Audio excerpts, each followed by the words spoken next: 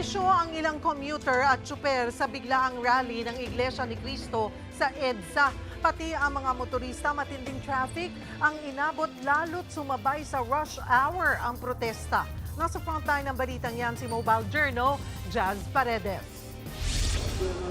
Sumabay sa rush hour ang surpresang rally ng Iglesia ni Cristo sa bahaging ito ng EDSA kaninang umaga. Bukod sa kumpol ng mga relihista, sinakop na ng kanilang mga sasakyan ng halos buong bahagi ng northbound.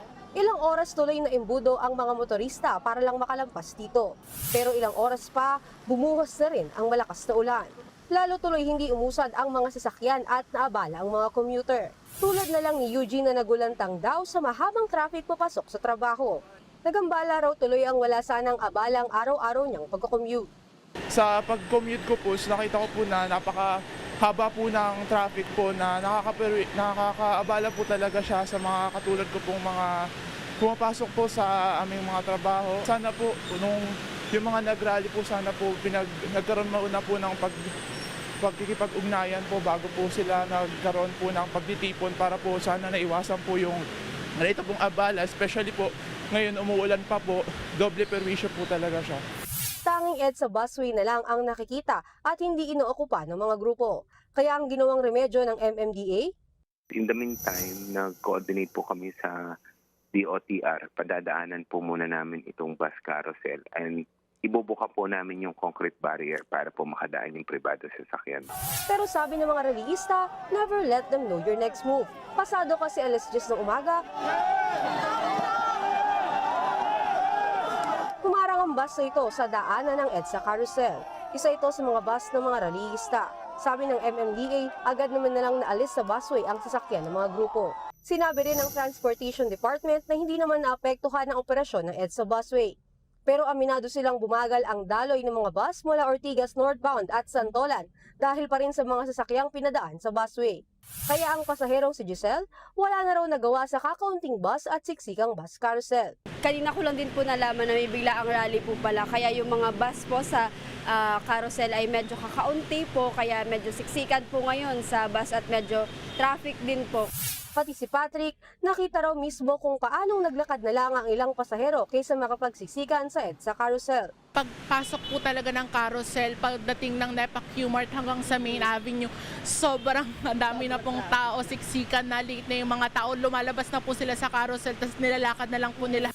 Sabi ng MMDA, pati raw ang mga sasakyan na ginawang parking at humambalang sa kalsada, agad nilang inalis gamit ng tow trucks. Yun nga lang, hindi pa rin natigil ang pagkabuhol-buhol na sasakyan. Hanggang sa Ortigas, walang usad ang mga motorista. Samantala, hindi naman naapektuhan ng rally ang operasyon ng Metro Rail Transit o MRT. Pero nitong hapon, mismo si Transportation Secretary Banoy Lopez ang nag-inspeksyon sa seguridad ng MRT stations habang patuloy ang EDSA rally. Ang biglaang protesta na yan, nakaperwisyo sa mga tsuper at kinundina ng ilang transport groups. Ipit na paano sila makakabalik kung ipit ka sa traffic? Ang gagawin mo, magtsatsaga ka, yung oras mo, mauubos yung diesel mo. Kaya napakalaking epekto. Sana nag-abiso muna sila na magkakaroon sila ng rally para itong mga transport, mga driver namin nakapaghanda. Maski ang operator ng busway na si Juliet, napaaray na lang sa ilang oras na perwisyo ng rally na may malaki agad na epekto sa gastusin sa kanilang operasyon. Pataas po ng fuel namin ngayon, apektado po yung operational cost namin. Apektado din po. Kaya hindi po kami nag-i-expect na ganyan ang gagawin. Ano yung ginagawa nilang to? Kasi itong rally na to is not for a personal, is not for a personal na tao. Dapat tayo, kung meron mang issue, hintayin na lang natin whoever yung gagawa. Napakalaki po ng epekto sa amin yan. Pero para sa Lawyers for Commuter Safety and Protection, suportado raw ang biglaang rally ng Iglesia.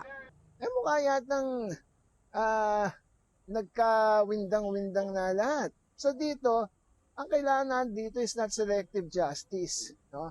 But justice for all. No? Kaya nga ang panawagan, managot lahat o panagutin kung sino yung mga korap.